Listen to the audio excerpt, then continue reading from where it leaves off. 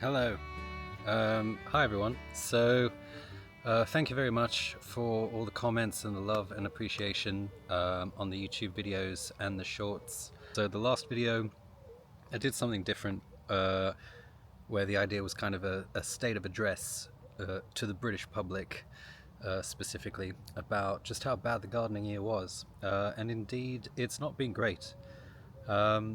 Been quite mild, not a great deal of sunlight hours, and it's really affected things. And it's been a tricky year, it's been a tough year, but I'm finally going to do a garden tour. We're just kind of heading into the end of summer, and you can tell the borders are looking a little bit tired. Some things are looking a little bit tired, however some things are really coming into their own and really kind of finally starting to get underway and starting to get going. The way that I'm going to do this is I'm going to break it down into zones. So we're very fortunate, or unfortunate depending on how you look at it, that there is a lot of land here, there's a lot of space. And the way that I kind of thought about this garden is by breaking it down into different zones. Alright, so I'll talk a little bit about each zone as I'm kind of walking you through it, only very briefly, and then we'll see how it goes. I might just do a little bit of B-roll, play some nice music so you can appreciate the flowers.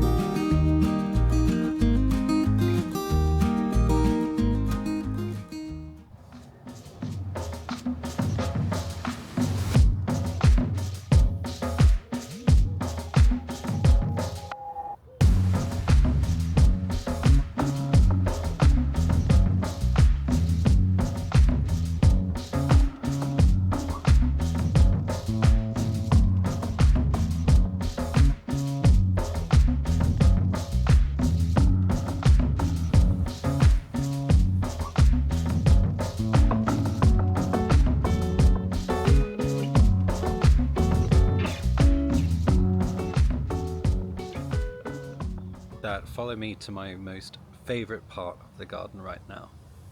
So this is my most favorite part of the garden right now. Let me flip this around and here we are.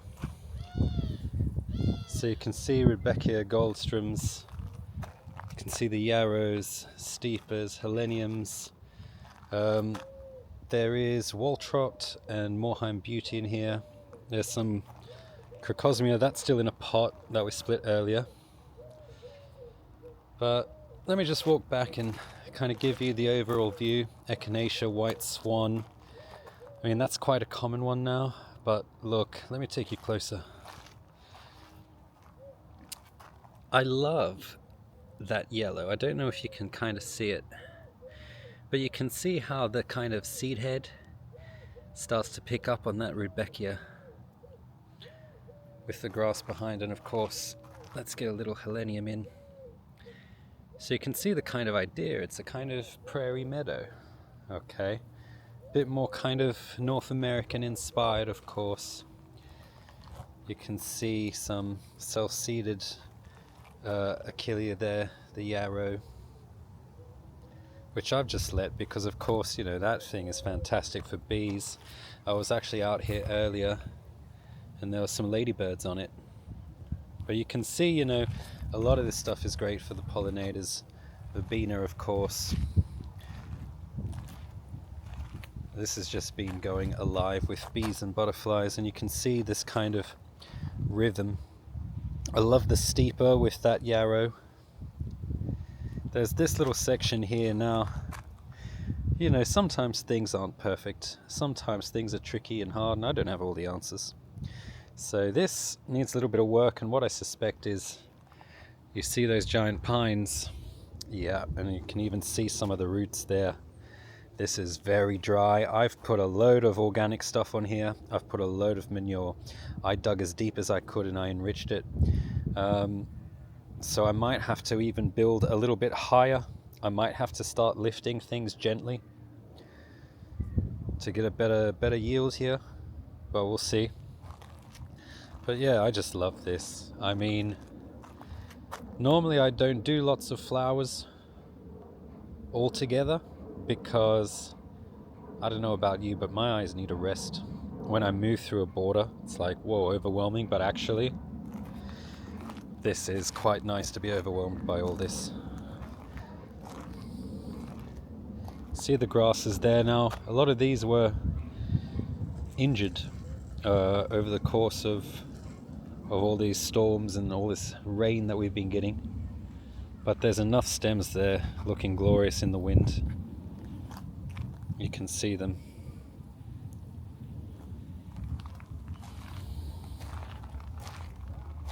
I'm just walking you through. I love this one, look at this.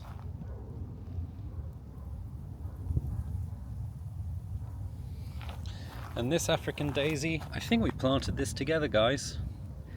You can see it just through this steeper, and if we get through here, you can see I really like that effect.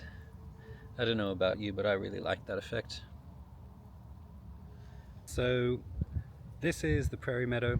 You can see like just flowers, flowers, flowers. And that's kind of what I wanted, you know, fill it with flowers. That's the mantra for this year. The reason why this is here, a couple of reasons. Because at the front, right? Now, I think it's weird in Britain, we seem to leave all the flowers and, you know, all the nice plants and all the green, we leave it for our back gardens and it's quite private. And I thought, you know, why do we do that? A lot of our frontage is completely paved over. It's not, you know, benefiting anyone. Wildlife, passers by, you know, the community, and most importantly, ourselves. And this is glorious. Every time you come home, which is kind of a sacramental type of thing, you know, not everyone has a home, but to line it with loads of flowers and make it feel warm and inviting and colorful and give you that sense of imagination, I think everyone should try and do that. As well, I notice as people go by, they look, which is great because flowers, I think, make everyone happier. As well as this little section here, there's also this part, let me flip this around. Whoop. So there's also, through there, you can see, yeah, so that's a new little thing under here. And we've seen this before, I think if you've been watching the shorts, some of my favorite flowers are here. A little bit messy. We get a lot of animals pass through here, a lot of foxes, so this is never going to look pristine. And as I said, you know, things are getting a little bit tired. Helenium, the bishop's still going. Great helenium for pollinators. The bees seem to prefer this one, maybe because of the color. And you know, I mean, I need to get out and deadhead. You can see these yarrows just opening. This one's Milfolium Lilac Beauty. So it has these stages of this kind of lilac color. And I just thought, you know what, this with those little heleniums is a great combo. And then we've got the verbenas a little bit taller. All this verbena here is self-seeded, and that's the kind of feeling that I want for this little space. So I could have come out, you know, and knew that I was going to be doing a garden vlog where I'd take you around and show you everything, you know, and manicured it for the last week, come out, deadhead, make everything look perfect. But I wanted to give a real accurate representation of a garden, what, you know, a person, a family, what their garden looks like on a day-to-day, for better, for worse, some dead stuff, some stuff that's a bit floppy, some stuff that's not looking at its best or perfect, because at the end of the day, I think it would be in a sense misinformative to show you this real manicured and perfectly kept thing But in the meantime, what you're not seeing is, every second of every day is spent out here making sure it's perfect, or we get a team in. No, as a family we come together and we do the big project stuff, like when we're doing lawn mows, when we're doing hedge clippings, we might get a tree surgeon in when we have that type of big job to do.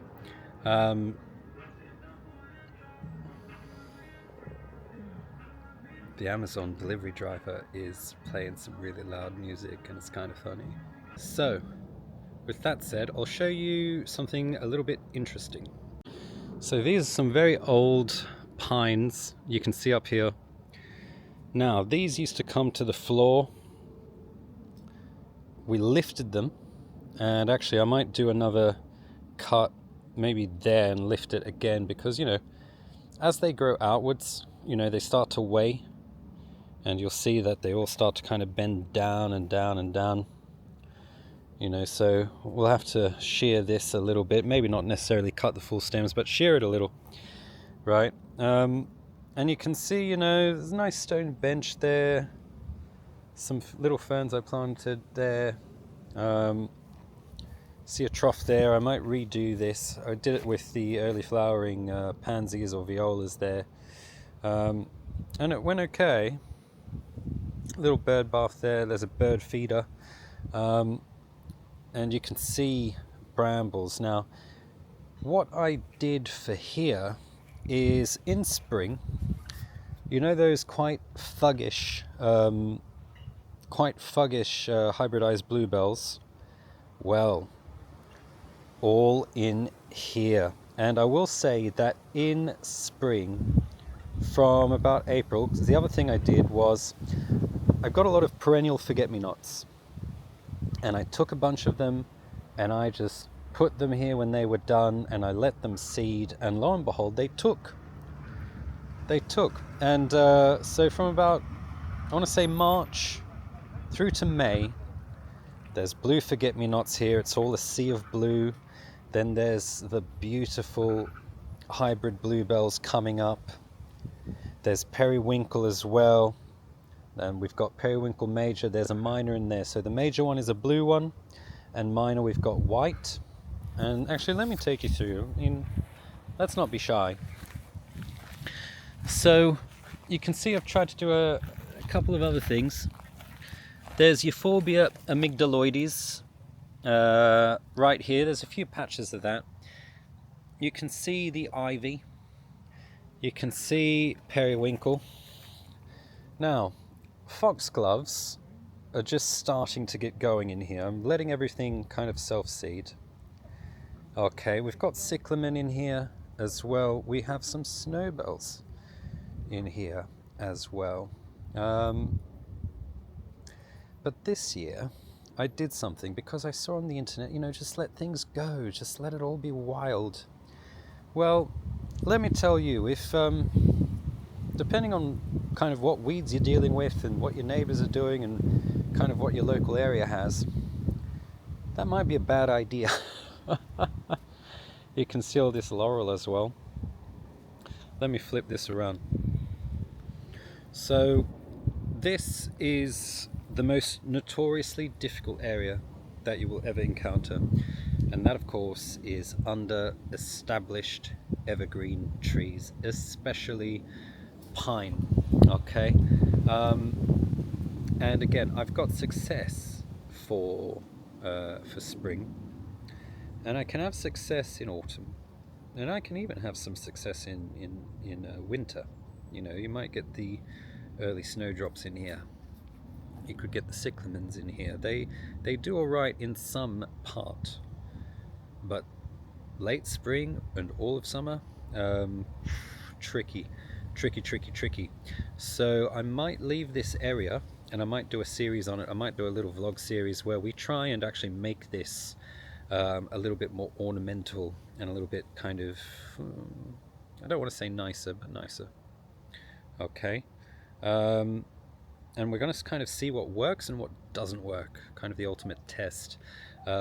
Because if I can bring anything to the gardening world, I would love to help people kind of deal with their really tricky spaces, especially for beginner gardeners. If you inherit something like this, a lot of people might be inclined to just simply chop big trees down, and that's kind of a shame. It's always a shame to see a big tree go down. You know, they provide so much habitat or biodiversity. I'm not saying pine is, you know, but trees can bring a lot of life.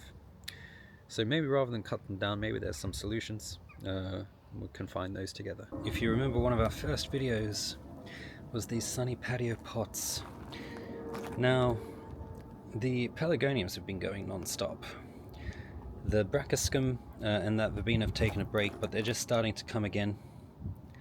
Still looking nice, still looking good. Those pelargoniums have done really well considering the summer that we're having. And then this is what we did, again, one of our first videos. Super baked, super dry. Now we've had some slug damage, unfortunately, a couple of things, but the dianthus is still throwing a couple of flowers up. I can get them in just down there. The cistus flowered well, the geranium's flowering well. Centranthus is about to send up another little run of flowers there. The Gora, as I suspected, doing really well. I mean, what was that, a couple of stems when we planted it in? And again, considering the season we've had, doing quite well. I love this because I love that little pink. Can you see it? There. It's that little two-tone, subtle but nice. Little dianthus down there, coming up again, flowering. Sedum going. You can see a little of the slug damage on there. Rhodanthelums are in that family. A couple of little olives. As Britain gets milder, you can do olives. Those are in pots. Not difficult. They need more watering than what you think, but just framing this little side entrance here. So that was the front. So the front is basically made up of those two super sunny window beds, and they're coming along great, you know. I think considering from when we did that video to now, nice growth considering the weather that we've had, and again, low maintenance. I've not really, have I done anything to them? I had to keep them a little bit watered, where maybe for about a couple of weeks. After that, I've not really done anything. Even, as you can see, unfortunately, I've not gone and gotten the slugs. Just to reiterate, front garden is those two windows. It's the prairie, so the prairie includes that strip of border that I took you through with all the flowers just under the tree, and then let's say the little woodland is the other zone. Now we're in the back, and I'll show you one of the first kind of little things that I did here was this. So it's not much, but this is Hosta Corner, and of course this is the most shadiest part. I mean, they every now and then a little slight direct sunlight, and you can see they've been eaten. I mean, yeah, again, organic, no pesticides, no nothing. You can see one little beer trap there because, you know, sometimes it just gets late in the night and the last thing you want to do is come out and pick slugs, and, you know, I won't say what we do with them, but that's the last thing you want to do. We've got ones like Fire and Ice, little mouse, blue mouse ears, praying hands. We've got Francais Fortunae, right there, the big one, the really nice one. And for some reason, it seems like it's the slug's least favorite. So that's about 4 years old. It's not in the biggest pot either. And I'll actually probably split it. I might do a hosta splitting video actually this autumn, because that one could definitely use it. I could get about 5 plants out of there easily. This one's Paul's Glory. Got this at a garden show. As you can see, the new growth in there. You've got that kind of holy guacamole colouring. Quite nice. Same as that. I forgot the name of this one. But yeah, so I used to go, and every time I went anywhere I would get a hosta to kind of commemorate the event, until I kind of started running out of room here. I will resume this, and actually there's a place in the garden I'll show you in a little while where I might start another little hosta collection. These roses used to be where we just saw the prairie, the meadow out the front. There was 4 roses. One is just there. So I dug these out, and then I put them in pots, and now they've been here for 2 years, and they're doing okay. I mean, obviously roses don't want to be in pots. They want to be in some deep soil. But they're doing okay for now. I need to figure out what to do. Gardening is never done. And that's the bench I was just on, and this is the little kind of provincial patio. Kind of going for a French vibe. You can see the big pear ornament. You can see these. So if you haven't checked out my favorite flowers flowering now, well, we're going to do that right now. But on the shorts or TikTok, there's a short video of some of my favorite things flowering now. Sweet peas not doing the best this year, but they are throwing up another bunch of flowers. These I do deadheads. This needs a prune. All this erigeron in here is just self-seeding. I just love it. I love it in the old terracotta. You can see this little pond here. Marsh marigold. Tradescantia is looking a bit tired. This clematis is a success story. It flowered so well. And I leave these on because the seed heads are super funky. Look at that. This got wilt 2 years ago. And I managed to stop it. I managed to have it still kind of go, and then you can see the effect kind of starts to slowly creep up, but you can actually mitigate this very well. I'm not going to say easily, but if we hadn't gone away when there was a little drought, I think I could have avoided this all entirely. This is a real success story here. I might make a video on that if anyone is interested. So you can tell the year we're having because I'm going to spin you around. The lavender has never done this before. So let me show you. So you can see how forward that's pulling. Like, can you see that? That's just not gotten enough sun. It's not the most sunny spot for lavender here, but I've never seen it do this before. It was really stretching out because there's just not been a lot of sunlight hours. Sage is in a pot, a couple of herbs here. I've let the oregano go to seed there. But yeah, this was just the cheapest lavender, pack of 6 it was, on Amazon, believe it or not, because I wanted to try. It was like £2 for a little plant. And I think 3 or 4 years later, here we are.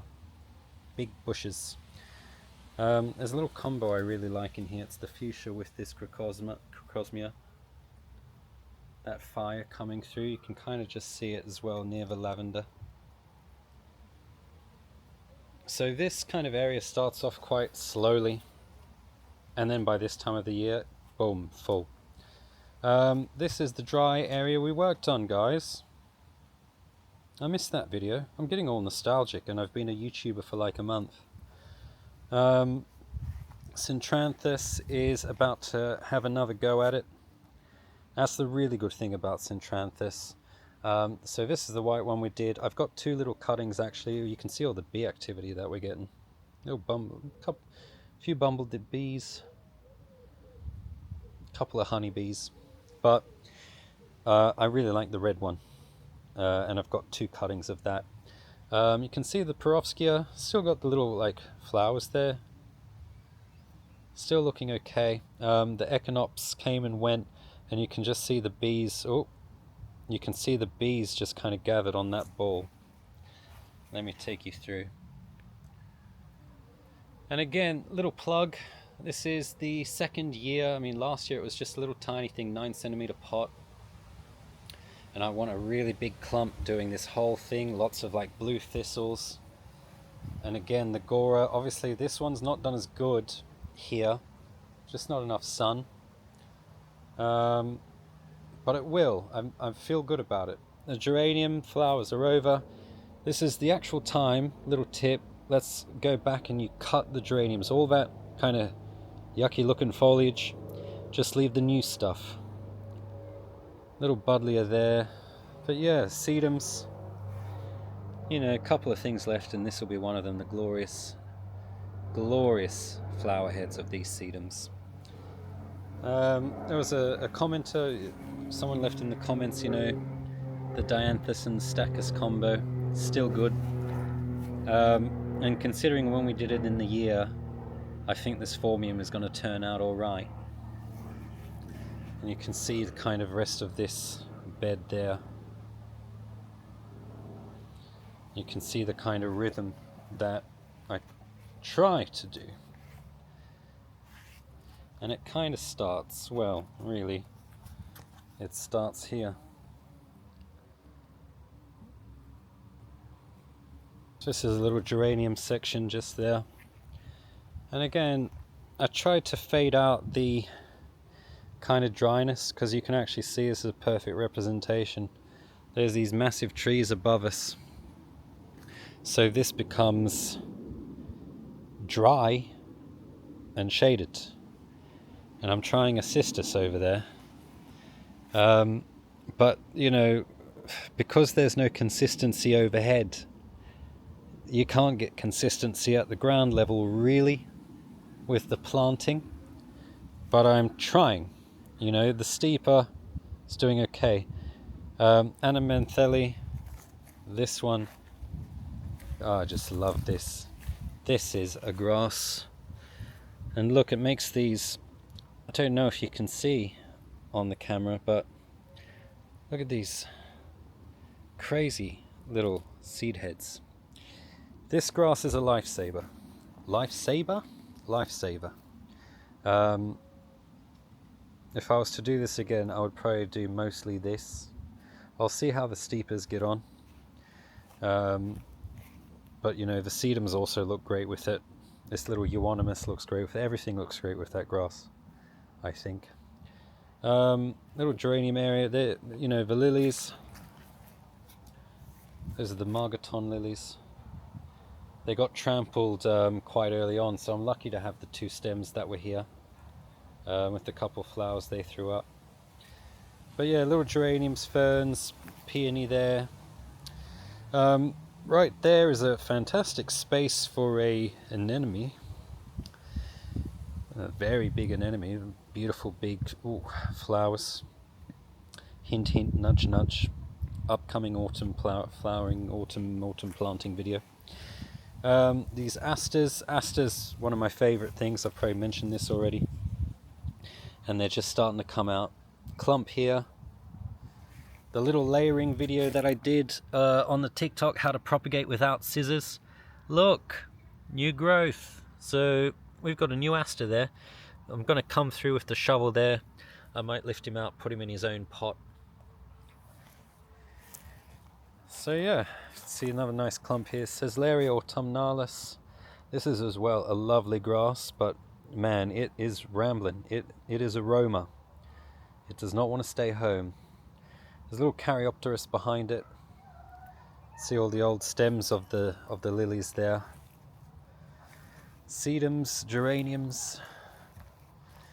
Why do I do that? Because they're so low maintenance and they flower a lot. This is a hard area. Under big trees, we've got a lot of mature shrubs here. So this will be an area that we work on. I'm trying a Lavatera here because, man, Lavatera is one of those things where it should survive and do well anywhere. So I'm going to call this little area, this is like shrub border. Work in progress still. Right, Verbena, Kilimanjaro, or yeah, it grows like this. I don't train it to do this, it grows like this. And you can see it's going again. So this flowers early on in the year, like mid to late spring, like a hydrangea with the false flowers. And I just think this is beautiful. At the start of the year as well, I trimmed back that Elaeagnus over there to try and give this more space to kind of come to the back. And again, I didn't start on this garden was here.